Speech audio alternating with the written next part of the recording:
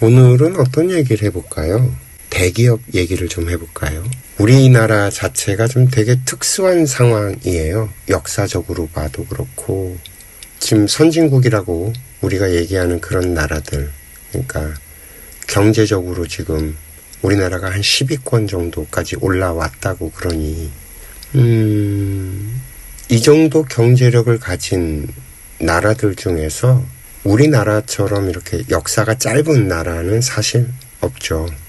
이 전 세계가 2차 세계대전 이전과 이후로 확실히 극명하게 갈립니다. 2차 세계대전 이전에는 제국주의라고 하는 것들이 거의 말기에 해당을 하죠. 영국, 프랑스, 일본도 그렇고 그 식민지 지배를 했던 나라들이에요. 미국도 사실은 영국과 프랑스, 네덜란드 이런 나라들의 식민지였었죠. 처음 출발이. 그러다가 이제 독립을 하고 독립전쟁을 통해서 독립을 하고 유럽에서 이제 완전히 분리가 돼서 나라를 만들어가고 있었던 중이었어요. 그러다가 1차 세계대전이 일어나고 2차 세계대전이 일어나고 할 때쯤 돼서는 어느 정도 내부 정리가 끝나고 그 풍요로운 땅에서 그 힘을 갖기 시작을 해서 이 제국주의를 좀 우리도 해볼까 움틀움틀 되던 시기였으니까요. 근데 이제 워낙 땅덩어리가 넓고 그 개발 안 된 지역이 많다 보니까 미국 자체적으로 개발하고 발전시키는 것 이것만 해도 충분히 바쁘고 여력이 없을 정도였으니까요. 미국은 좀 특수한 케이스죠.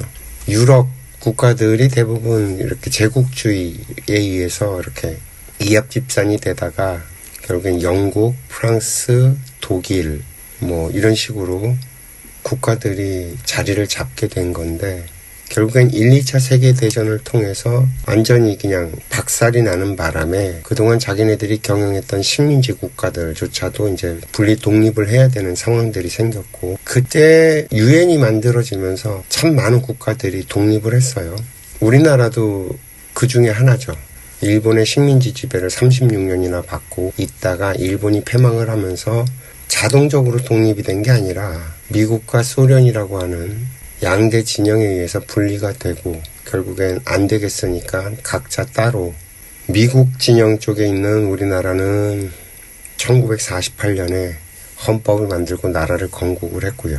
그 전까지 이 한반도에 있었던 모든 역사 그리고 어떤 관습처럼 내려오던 것들은 그냥 그대로 물려받았지만 문제는 6.25 전쟁 그러니까 한국전쟁이 터지면서 이 남한이 완전히 초토화가 돼버렸다는 데 있었던 거죠. 역사적으로 이렇게 우리나라는 계속 그 귀족들과 평민들과 노예들로 이렇게 분리가 되어 있었는데 1948년 독립을 하면서 이런 신분제도 자체를 다 없애버렸죠. 그리고 나서 한국전쟁을 치르고 다시 나라를 재건해야 되는 상황이 벌어졌는데 교육의 정도가 달랐던 거예요.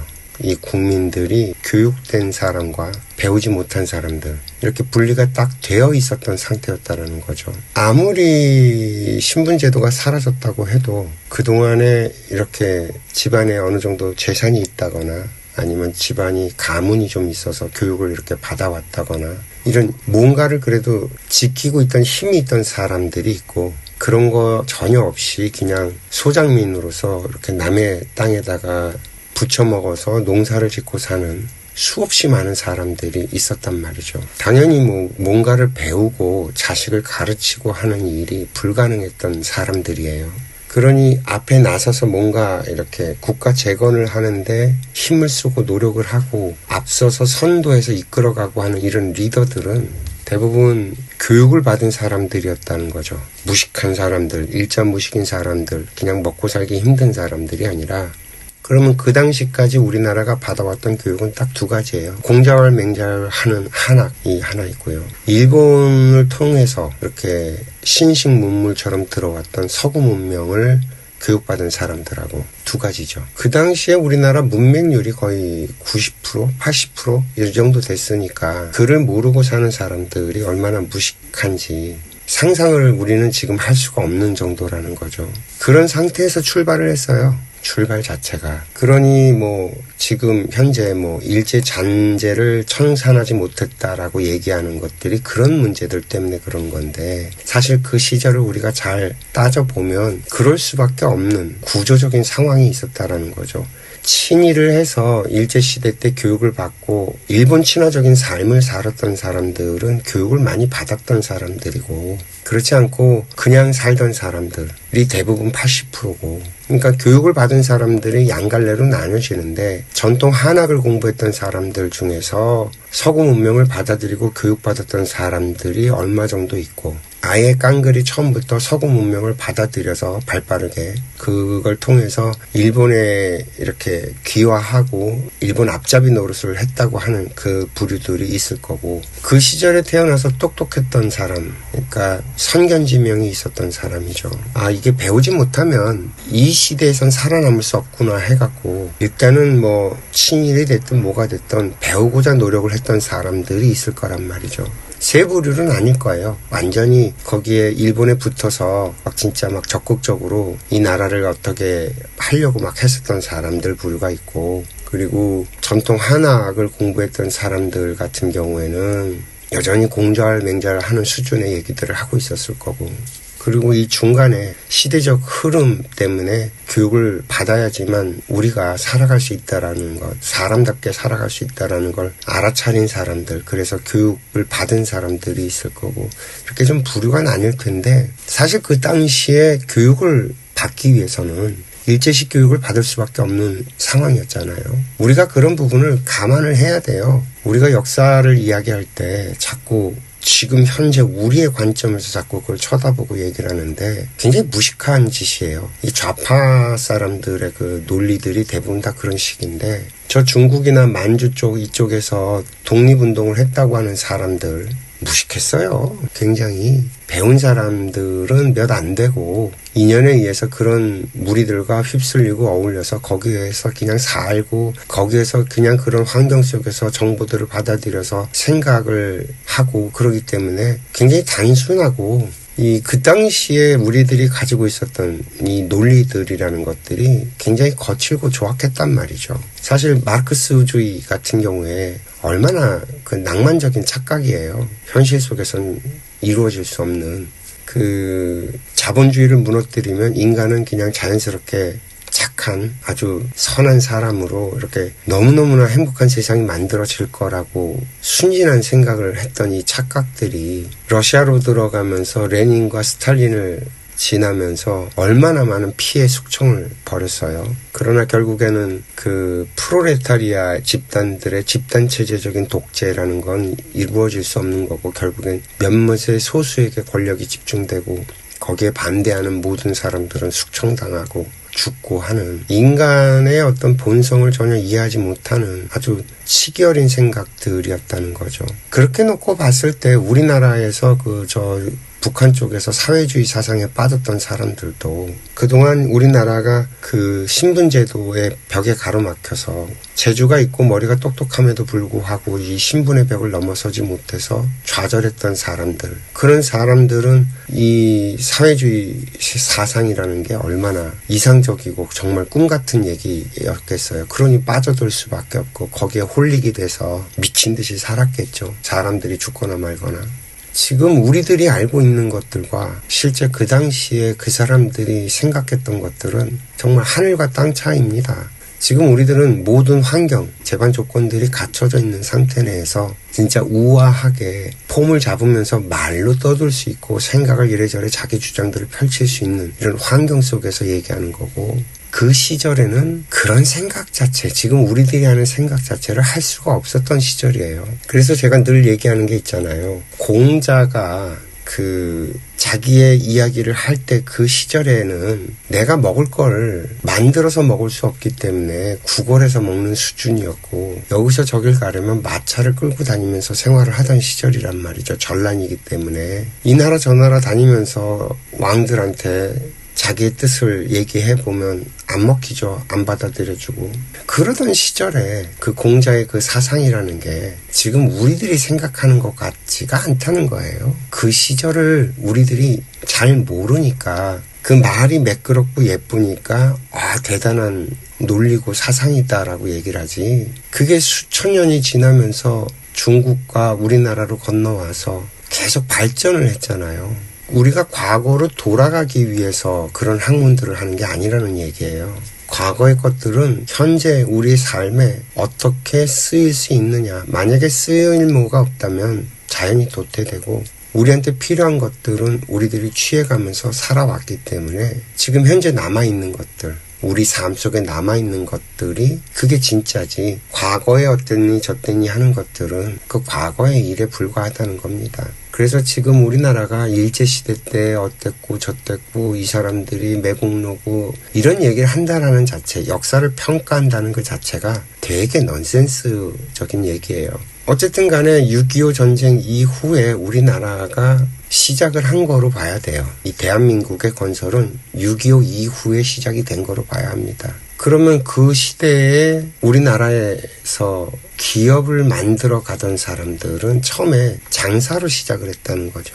삼성도 그렇고 현대도 그렇고 한화 마찬가지고 SK도 성경도 마찬가지고, 그 당시에는 이제 우리나라의 공장이라든지 이런 것들이 없던 시절이니까 그 시절에 공장이라고 해봐야 국수 공장 같은 거였겠죠. 삼성도 그 국수 공장으로 시작을 했으니까 먹고 살기 위해서, 살아남기 위해서 시작했던 일들이에요. 그나마 남들보다 눈이 밝고 또 어느 정도 돈이라든지 경제 같은 것들이 받쳐주고, 그리고 경험도 좀 있고 이런 사람들이다 보니까 발빠르게 먼저 선점을 했죠. 그 시절에는 선점을 하면 먼저 줍는 놈이 임자였던 시절이에요. 쓰레기도 마찬가지예요. 고물 같은 것들도 먼저 짚는 놈이 임자였어요. 만약에 그렇지 않으면 힘으로 뺏어야 됐죠. 그래서 그 넝마주의들도 구역 싸움이 굉장히 심했던 시절이 있었습니다. 그 80년대 초반까지 우리나라의 그 넝마주의들이 걔네들 싸움 살벌해요. 그 집게를 갖다 칼날처럼 이렇게 갈아 갖고 다니면서 사람들 위협하고, 자기네 구역 누가 침범해 들어오면 정말 칼부림 나는 싸움이 벌어지고 했던 시절을 얘기입니다. 그게 1980년대까지 계속 그렇게 쭉 이어져 왔어요. 제가 어릴 때 제가 봤던 것들이니까. 전국에서 영등포 넝마들이 좀 유명했었고요.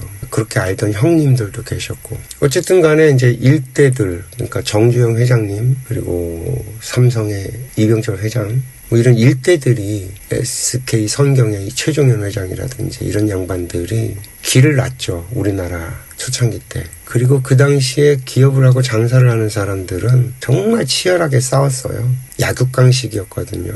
아까도 설명했듯이 먼저 짚는 놈이 임자예요. 먼저 선점하는 사람이 장땡이었고, 힘의 논리로 모든 게 돌아가던 시절이고, 그게 점잖게 이렇게 해갖고서는 문제를 해결해가면서 그 시절을 견뎌낼 수가 없었기 때문에 때로는 진짜 쌈박질도 마다하지 않을 정도로 아주 거친 인생들을 살았어야 했던 시절입니다.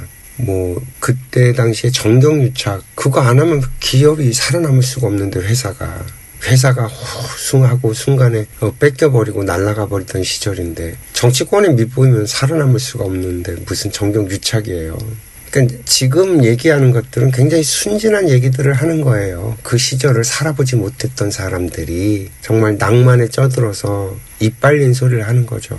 어쨌거나 저쨌거나 이렇게 기업들이 차츰 성장을 했어요. 돈을 벌어가면서. 그들이 돈에 대해서 이런 집착이라든지 이 기업을 지키고자 했던 그런 집착이라든지 이런 거는 상상을 불허합니다. 우리는 상상을 할 수 없다라고 봐야 돼요. 목숨을 걸고 자기 인생을 걸고 했던 일들이니까. 그런데 어쨌거나 저쨌거나 그렇게 기업들이 성장을 해서 2대가 될 때쯤, 그러니까 80년대죠. 그 자식들이 경영에 참여를 할 때쯤 되면 이 사이즈가 엄청나게 커집니다.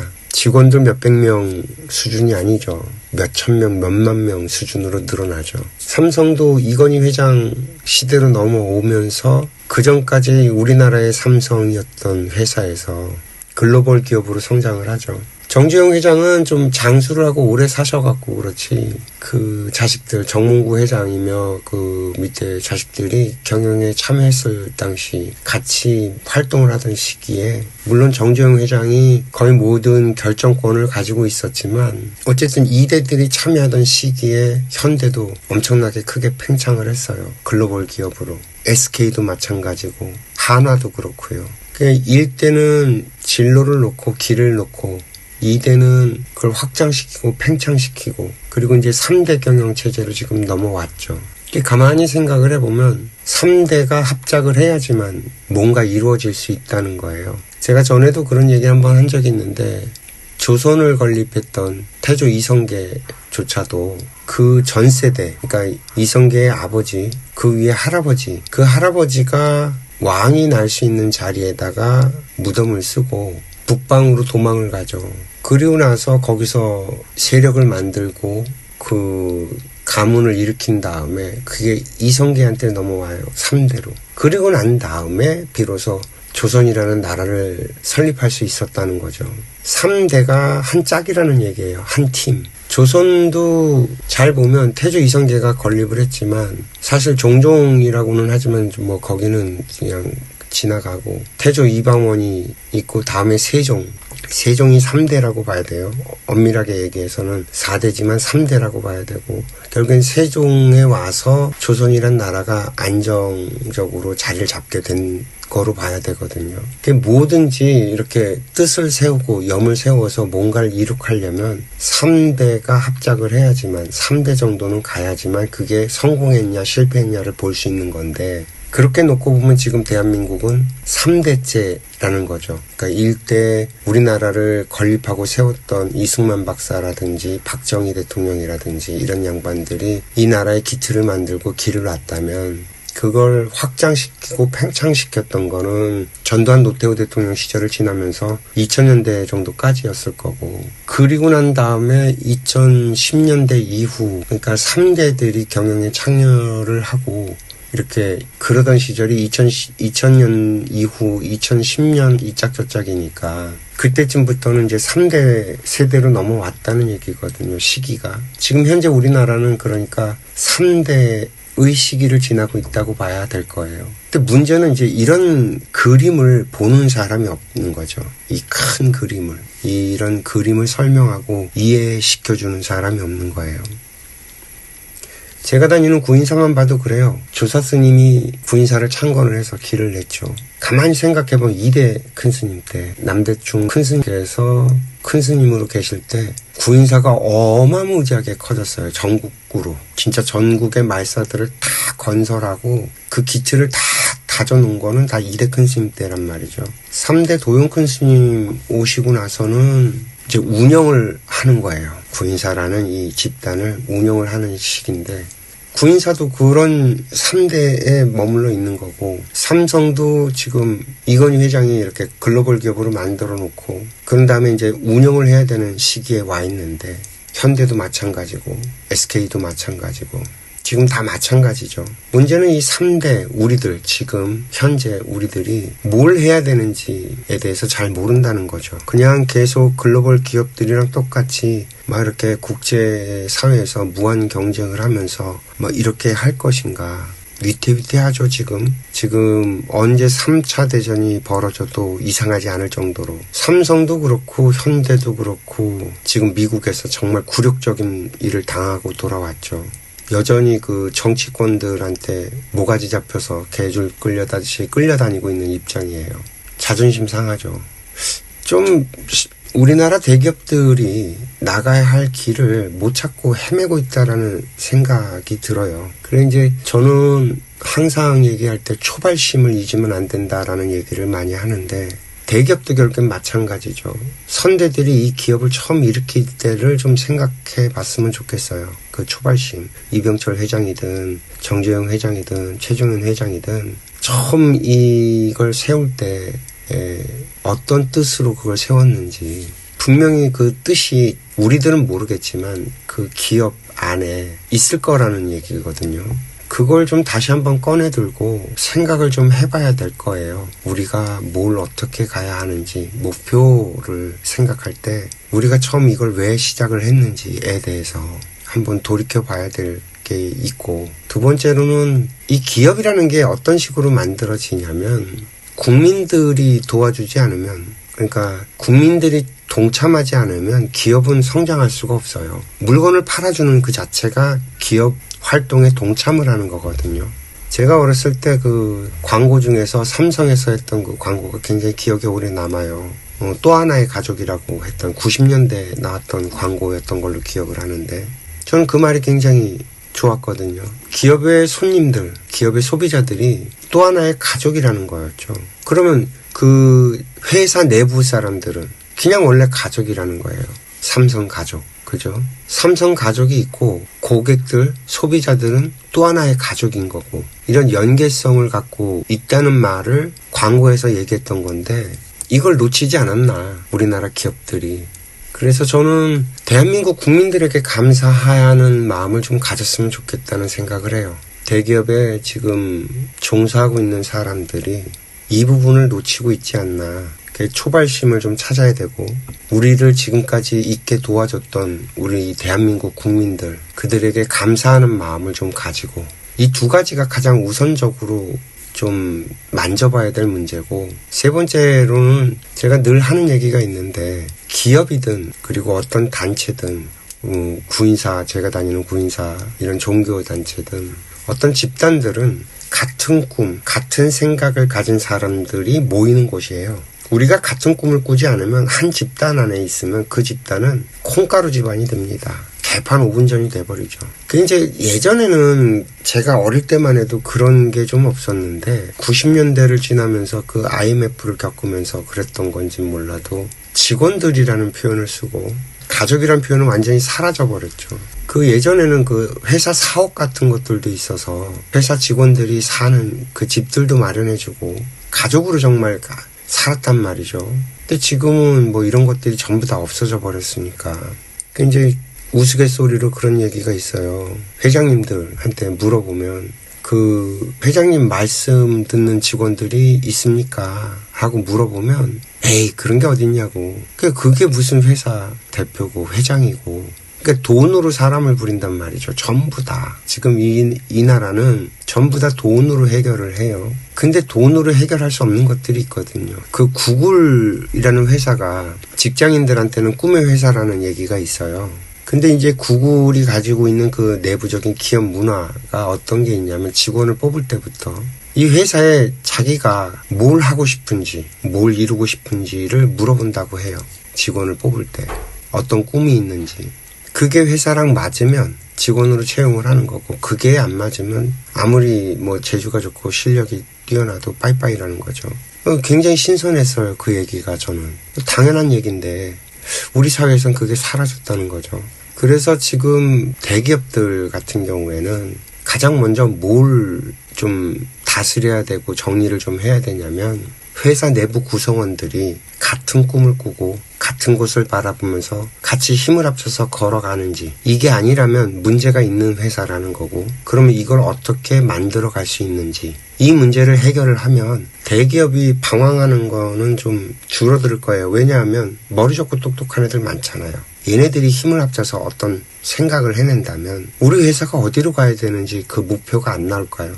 그러니까 사실 기업의 대표, 회장님, 리더라고 하는 사람들은 그걸 해결하는 사람들이 아닐까 싶거든요. 야, 우리 뭐 해야 되냐? 라고 직원들한테 물었을 때 직원들이 이거 이렇게 해야 되는 거 아닙니까? 라고 밑에서부터 쫙 올라와서 딱 어느 정도 정리가 딱 돼서 올라오면 딱 보고서는 회장님들은 보기만 해도 알거든. 그런 위치에 있는 사람들은, 그러니까 결정을 내리는 사람들은 보기만 해도 아는 그 힘이 있어요. 영적으로도 그런 힘이 있고.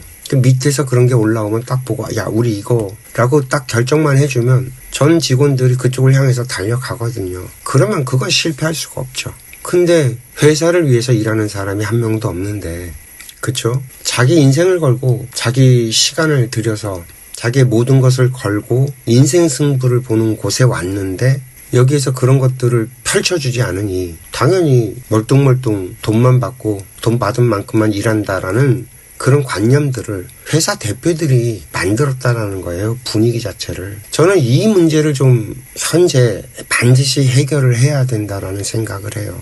그 외국 애들이 가지고 있는 그 방법론 같은 게 우리나라에 맞지 않는다는 거예요. 그러니까 자본가들이 뒤에서 돈을 대고 그 주주 회의 때 결정을 내려서 뭐 대표들을 갈아치우고 뭐 이런 방식의 것들이 우리나라의 기업 활동하는 데는 맞지 않는다는 거죠. 3대가 이렇게 내려가면서 경영을 하고 있는 와중에. 왜냐하면 자본가들은 모든 자본가들이 다 그런 건 아니지만 투자를 하는 입장에서 이 투자를 회수하는 돈을 돌려받는 것에 목적이 되어 있다 보니까 또 투자 회사들이 대부분 다 그런 식으로 얘기들을 하고 그래서 회사를 갖다가 그 주식을 사갖고 기업을 갖다가 이렇게 공중분해시켜서 팔아버리는 그런 일들도 비일비재하고요.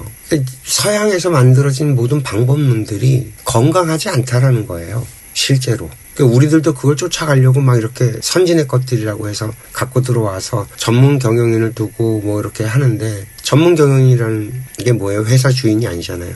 전문 경영인은 회사의 주인이 아니다 보니까 돈, 자기 자리, 자기 거 챙기는데 눈이 벌겋지 이 회사를 위한 뭔가를 결정 내리고 하는 게 아니라는 거죠. 그래서 당장 뭐 실적 올리고 돈 벌 수 있는 방법 그러면 이제 뭐 구조조정하고 사람들 내쫓고 이게 다 서구 사회에서 만들어 놓은 생각들이거든요. 우리들이 만든 생각이 아니라는 거예요. 그리고 그게 좋은 방법이냐 건강한 방법이냐 제가 볼 땐 그렇지 않아요. 지금 애플, 나이키 뭐 이런 회사들 보세요. 자기네들이 직접 공장이 없어요. 인건비 싼 데다가 공장 이렇게 하청업체들 두고 물건을 만든단 말이죠.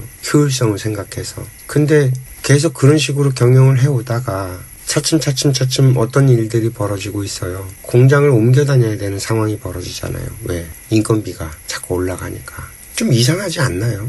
이런 빈곤의 악순환이. 그리고 그걸 언제까지 할 수 있을까요? 뭐 당장 얼마 정도까지는 할 수 있을 거라고 착각들을 하는데 지금 전 세계적으로 이 빈부격차 때문에 계속 문제들이 생기고 있고 그 가난한 나라들에서 자꾸 데모가 일어나고 있고 부자 나라들도 지금 자기네들이 벌어들인 것들 때문에 복지 정책을 이렇게 좋게 막 잔뜩 펼쳐놨는데 감당이 안 돼서 국가가 부도가 나는 지경까지 가게 되고 뭐 이런 일들이 벌어지고 있잖아요. 지금 전 세계가 몸살을 앓고 있는데 이 몸살을 앓고 있는 원인이 이 자본주의의 이 부의 재분배, 부를 어떻게 분배할 것인가 하는 문제에 딜레마에 빠져 있는 거라는 거죠.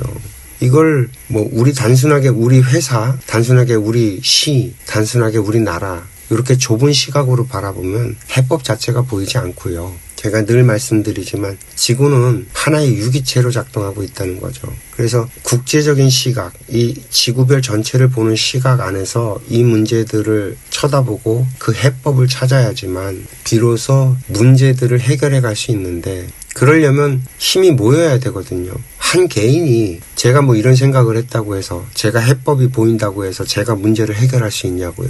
개인이 해결할 수 있는 문제들이 아니거든요. 최소한 한 기업, 그것도 우리나라의 대기업 정도 되는 사이즈가 돼야지만 이 문제들을 해결해 갈 수 있고 그 해법을 세상에 내놓으면서 세상을 변화시켜 갈 수 있다는 거죠. 그 정도 힘이 있어야 되는 건데 그러려면 우리나라 대기업 사이즈 정도 되는 회사의 대표들이 이런 문제들에 대해서 생각을 좀 하고 고민을 해야 된다는 거죠. 그래야지만 전쟁이 일어나지 않아요. 3차 세계대전이 벌어지지 않으려면 우스꽝스럽게도 대한민국의 대기업이 나서서 어떤 해법들을 찾아줄 때 문제 해결을 해나갈 수 있다는 거거든요. 가령 예를 들어서 이런 거예요. 우크라이나랑 러시아랑 지금 전쟁을 벌이고 있죠. 이 전쟁을 멈출 수 있는 건 미국도 아니고 뭐 어떤 뭐 강대국도 아니에요. 오히려 대한민국의 삼성, 현대 이런 기업들이 힘을 합쳐서 우크라이나랑 러시아를 갖다가 이렇게 어떻게 해주겠다라고 하면 이 전쟁 당장 멈출 수 있거든요. 푸틴은 지금 전쟁을 멈출 수가 없어요. 전쟁을 멈추면 자기 집권하는 게 무너져 내려요. 국민들이 가만히 있질 않을 거니까. 지금 전쟁 중이니까 푸틴을 못 건드리고 어떻게 못하는 거지. 전쟁이 끝나고 평화의 시기가 오면 푸틴은 분명히 탄핵을 당하고 데모가 일어나고 뭐 난리가 날 겁니다. 그걸 알기 때문에 푸틴은 지금 전쟁을 멈출 수가 없고 전쟁을 끝낼 수가 없죠.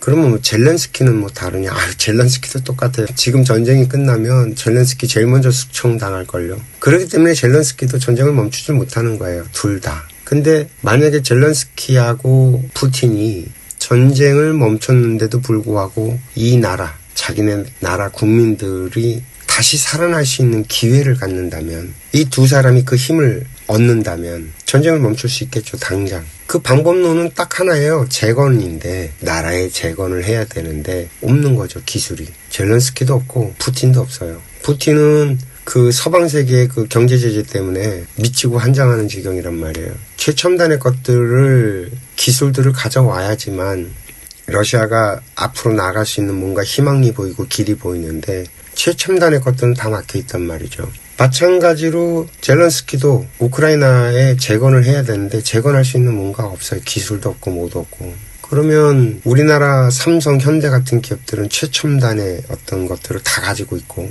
또 나라를 재건하는 데 필요한 건설 노하우라든지 뭐 이런 것들 다 가지고 있죠. 대기업이다 보니까. 건설 분야, 최첨단 분야, 반도체 분야, 배터리 분야, 뭐 없는 게 없잖아요. 이 정도 사이즈가 되는 기업이 들어가서, 합작을 해서 들어가서 젤렌스키와 푸틴을 설득할 수 있는 거죠. 우리가 도와줄게. 지금 트럼프가 우리나라 현대 그 기술자들 300여 명, 400명을 뭐 이렇게 해갖고 쇠고랑 채워갖고 내쫓았잖아요. 얼마나 좋아요, 이럴 때.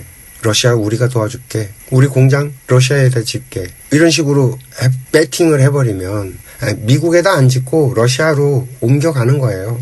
러시아에서 뭐 땅이면 뭐며 세금 혜택이면 뭐 엄청 잘해줄걸요. 저 트럼프처럼 저런 대접 안 받죠, 우리가. 그러면 러시아에다가 만들어 놓고 우크라이나를 갖다가 이렇게 재건을 해서 도우면, 지금 대한민국에 있는 건설 회사들 지금 놀고 먹고 있죠. 왜? 건설 경기 바닥이니까, 부동산 경기 바닥이고 그러니까. 거기 들어가서 그 재건 사업을 우리가 한다라고 치면 대한민국 건설 경기 몇십 년 동안 뭐 걱정도 없어요. 중동에 가서 우리가 달러벌이 하던 건 게임도 안 될 정도로 어마무지한 사이즈고, 그렇게 되면 또 뭐가 좋냐면 유럽을 공략할 수 있어요. 시장이 러시아를 통해서, 우크라이나를 통해서 동구라파 쪽, 그 폴란드라든지 이쪽, 이게 한 라인으로 유럽 전체를 갖다가 우리가 핸들링할 수 있어지거든요. 러시아가 그렇게 강력한 나라라는 거예요. 러시아가 우리 전쟁 안 해, 니네들 침략 안 해, 이걸 공언을 해버리면 우리나라에 대해서 어떻게 생각을 할 거냐는 거죠. 삼성, 현대 물건에 대해서 어떻게 생각을 할 거고, 전쟁의 불안을 완전히 해소시켜준다면, 뭐 이런 상상을 해보는 거예요. 길이 없는 게 아니라 길이 안 보이는 거죠. 왜? 우리들은 기존에 갖고 있던 우리들의 생각이 물건을 만들어서 팔아먹는 것이 기업이라고 생각을 하니까. 생각의 틀에 갇혀서. 이 국제사회에 전쟁이 일어날 위기에 있는데, 이 위기를 갖다 어떻게 하면 극복할 수 있지, 이 불안성을 어떻게 하면 해소할 수 있지 라는 문제로 접근을 해가면 우리나라 대기업들 할 수 있는 일들이 굉장히 많은데도 불구하고 그런 것을 보지 못하는 거죠. 근데 이런 것들을 해내기 위해서는 일단은 기업 내부 단속이 필요로 하거든요. 같은 꿈을 꾸는 사람들이 모여야 돼요. 머리 좋고 똑똑한 애들이 아니라 열정과 희망을 갖고 한 방향을 보면서 같이 달려가 줄 수 있는 사람들, 그런 사람들이 모여서 자꾸 같은 목표를 향해서 이런저런 생각들을 끄집어내고 여기에 대해서 연구하고 자꾸 방법을 찾고 하면 해결 못할 일이 뭐가 있을까요? 10,000명, 20,000명이 한 가지 꿈을 꾸면서 달려가는데 못할 일이 뭐가 있고요. 뭐 이런 생각을 해봅니다. 우리나라의 그 대기업들이 갈 길을 못 찾아서 지금 글로벌 상황에서 미국한테 저렇게 개망신 당하고 저런 진짜 찬밥 신세처럼 저런 대접을 받고 굴욕적인 대접을 받으면서 미국의 깡패짓에 뭐 미국의 투자를 갖다 몇 조를 하고 어쩌고 저쩌고 하고 있는 이 상황들에서 좀 자존심 상하잖아요. 몇만 명의 대표들인데 내부 단속조차 안 돼 있기 때문에 그런 굴욕을 당할 수밖에 없는 거라는 생각을 해요. 이제 지금 현재 가장 급하게 우리가 처리해야 될 문제, 대기업들이 처리해야 될 문제는 저는 내부 단속이라고 생각을 합니다. 이 같은 꿈을 꾸는 사람들의 집단으로 바꿔놔야 돼요. 선대들이 이 기업을 일으켰을 때를 생각해서 우리가 가족이었다, 이걸 놓쳤다는 걸 다시 한번 상기해야 되고요. 그래서 이 체제를 변화시키면 그 다음부터는 뭐 못할 일이 없죠.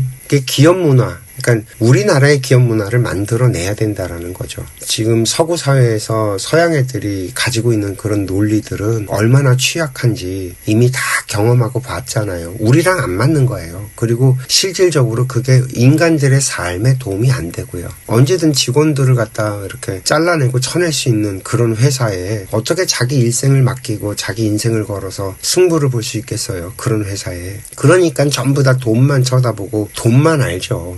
이거 망해요. 안 망하는 게 이상한 거지. 이해가 좀 되실까요? 다소 얘기가 황당하고 좀 길어졌지만 어쨌든 간에 제가 꿈꾸는 미래 세상, 그리고 지금 현재 이 지구별에서 어떻게 하면 이걸 좋은 세상으로 만들어낼 수 있을까 했을 때 이런 식의 작업들이 이루어져야지만 변화가 일어날 수 있다는 생각을 합니다. 오늘도 이야기 들어주셔서 감사하고요. 행복하세요.